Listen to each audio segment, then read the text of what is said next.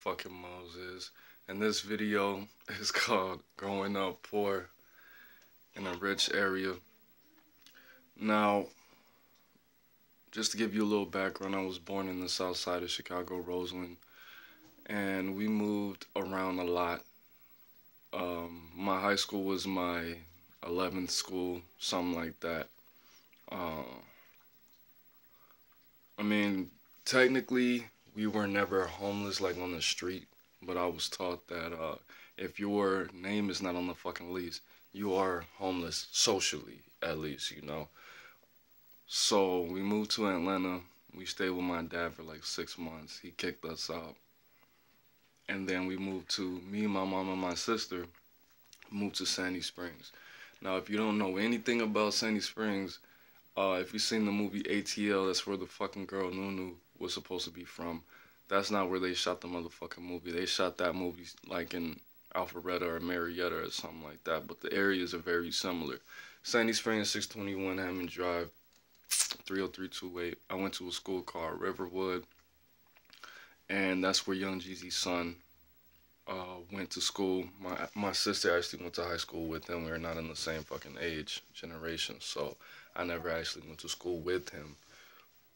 But Cody Shane, the rapper, she went to the rival school, North Springs. How was it? Shit. In middle school, I didn't know I was poor. I think something happened when I was like 13, when I asked my mom if we were poor, because I kept asking her to do shit, and I was like, nah, it's something not right, bro. Because even my middle school, the fucking three middle schools I did go to, two of them were definitely in affluent areas as well. Fucking, I was able to blend in because my mom was the manager at Macy's, so I always had a lot of fucking clothes. But then the clothes would be like, I don't even know what it's called, the clothes that they would take off the rack because they had like holes in them, or when they ordered them, they were dirty or fucked up or some shit like that. So a lot of the clothes were clothes like that, but just how I presented myself, how I spoke, and just how I moved a little bit, I guess. I wasn't really trying to blend in, and it wasn't even something that I could do because it was, utilities getting turned off. It was, the stresses of just everyday poverty, shit like that. So I remember this one time, this one Christmas, I got this little bootleg MP3 player because I asked for a fucking iPod, but I already knew that wasn't gonna fucking happen. So I was all excited about this shit, and then people were fucking clowning my ass for that shit, bro, because it wasn't a fucking name brand. I still fucking like this shit because it had shit. It was a fucking MP3 player, and that was like my first real piece of technology. And I still had a fucking CD player until I was like, I still used the CD player, and this is what 2004 or some shit like that. I still used the CD player till I was like, shit, 14 or something like that.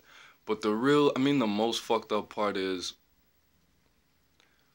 the socialization, the socializing, because the school was one of those schools where they had a busing system where they would take kids from the hood somewhere like the Swats, Union City, College Park, and they would bus them to the school that I went to. And it was a divide. It was a divide, and a lot of the a lot of black kids that went to the same school as me, and white kids, were fucking poor too. But at the same time, they knew, well, they felt that they needed to blend in with the rich kids. So a lot of people didn't even know their home situation. So the worst thing about it was the divide. People ask me why I'm hanging out with this group of people and all the fucking peer pressure, and eventually, you know, after a minute, shit, I cracked. Then I started smoking weed. Then I started selling weed. And because of where I was, a lot of people didn't understand me. A lot of people couldn't relate to what was going on in my home. All the friends that I made, eventually, shit, they came from that same background. You know, Stats of Thought starts from fucking Bed-Stuy. Fucking Low is from the east side, and then my other nigga that I was hanging out with was from Cleveland, and everybody pretty much that I hung out with, we were just that black sheep group of the fucking school, which was, I mean, it was cool, but at the same time, it became dangerous. I was hanging out with this other nigga, but the divide created something that was, I didn't think they saw. I don't think the people who created this bus system or thought that was a good idea, I don't think they foresaw what could have came from that and what did come from that. Of course, it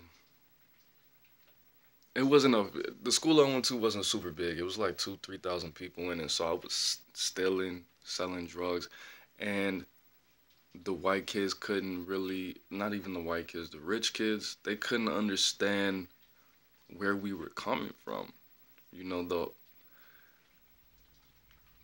at the time, Jeezy and Gucci were coming out, and everybody thought it was cool to sell drugs. The rich kids would get their little fucking $100 for washing the dishes money, save that up, and buy a pistol and buy some motherfucking ounce of weed. But the funny thing was, they were just fueling us because we were robbing the fuck out of them. I mean, that's not what this video is about. I mean, it was okay to an extent, but when you're in that setting, you get inspired and motivated by the things that you see. And yes, it's supposed to push you, I guess, to strive for more and for a better life, and try to get where these people's parents are. I'm going to school with fucking politicians' kids. I'm going to school with retired athletes' kids. I'm going to school with fucking retired rappers' kids that we didn't even know their parents was, like the DOC's daughter went there at some point.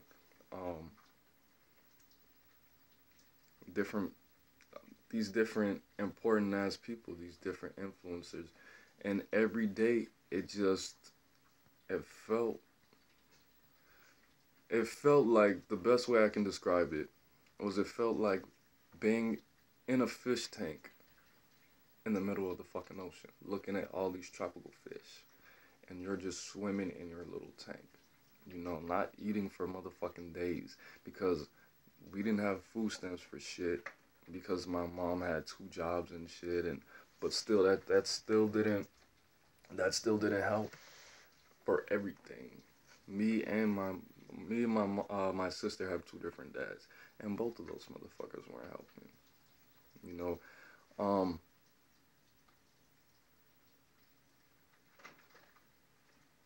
People learn classism through their parents, pretty much, and the cool thing about it was, when you're in poverty, you have to be creative. And people definitely saw that I was somebody who was creative. I used to, like, make my own jewelry and shit like that. I would make this fucking rubber band ball necklace. A lot of people rocked with that. What really fucked me up was, I needed some new shoes one day, and there was a pair of shoes that I did not wear for a very long time, because before that I had some Chucks, and they got dirty, and it would be this fucking white bitch like ripped them or something like that, got them dirty, stepped on them and ripped them. She ripped them because she opened the heavy ass gym door, and I was like, oh, bitch. And she was like, so it's not like that, those shoes are fucking $35, bro. And I was just thinking to myself, that felt like shit, bro. That really hurt.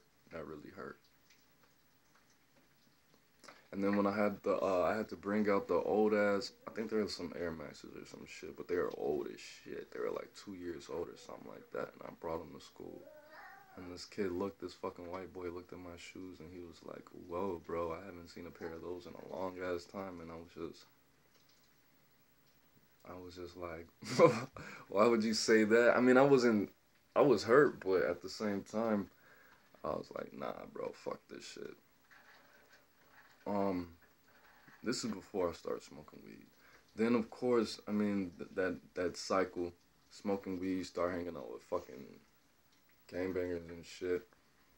Then my homeboy Low was selling weed at the time, and I was like, bro, how do you do this, bro? How are you getting money? Are you how are you getting money for?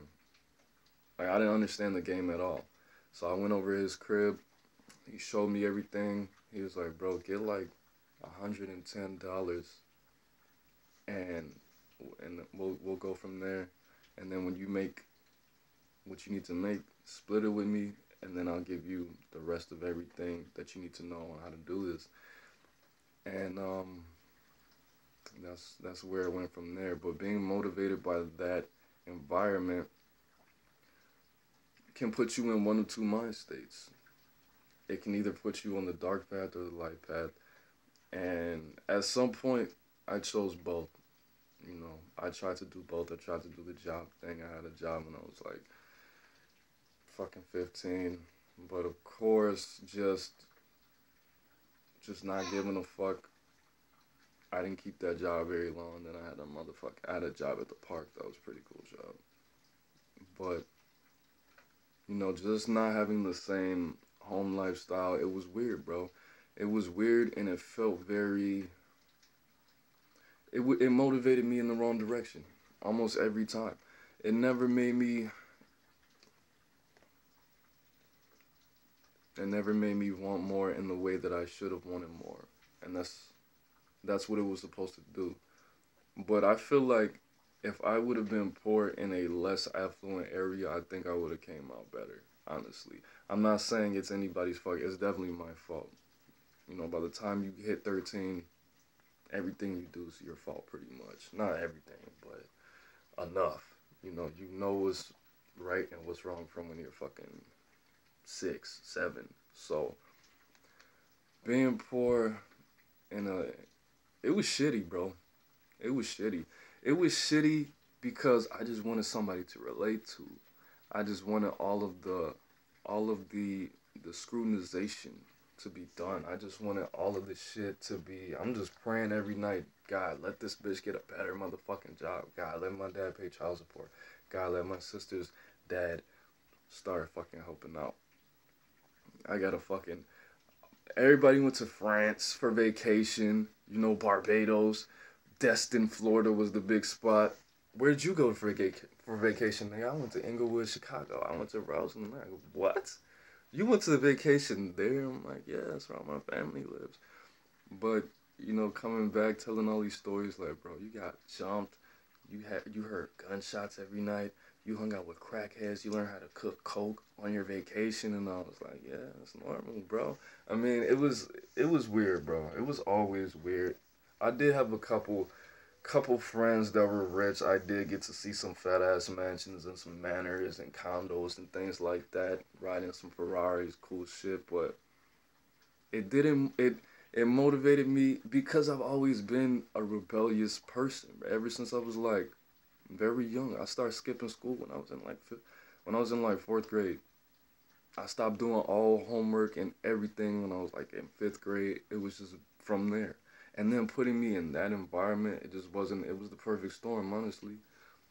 But just taking that personality type, being around all these rich ass kids, it was very, it was very depressing, okay? You know what the fuck poverty does already. If you don't, it puts you in a survival mode when you're always motherfucking hungry, when your body's running off of adrenaline and water all the time, losing your weight fluctuates, and then being around these kids that spend fucking $30 a day on motherfucking lunch and shit. It just it built a strong hatred. It built a lot of resentment.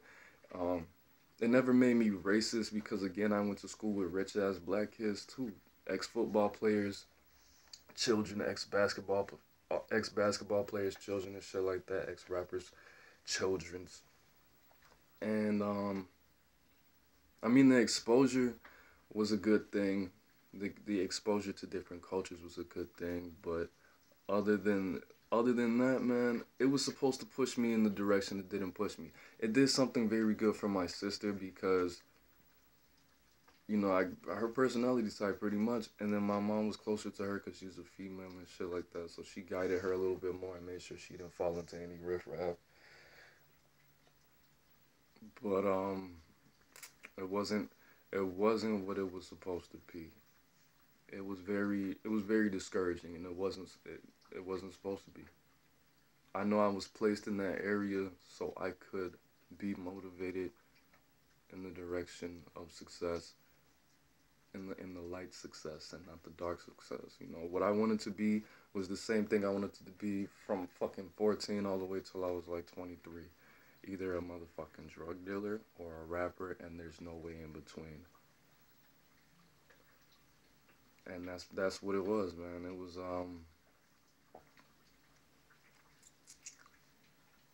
I'm sure. I mean, I know it's not worse than being in an impoverished area, but the depression was definitely there. It was definitely there. It was sad. It was pretty sad. Um, I mean, again, but it was still that group of people, and I didn't really fuck with too many people. It was like five of us, that group of people who could actually relate. But that's it, man. That's Aaron motherfucking Moses. I'm the bang, you the bang, we the bang together. Check out I know I put those videos about the chakras up, and I got like the rest of the 7 coming out. But I definitely wanted to give back to the community with that and with this one, just to keep everything healthy and keep everything flowing. But that's it, man. Peace.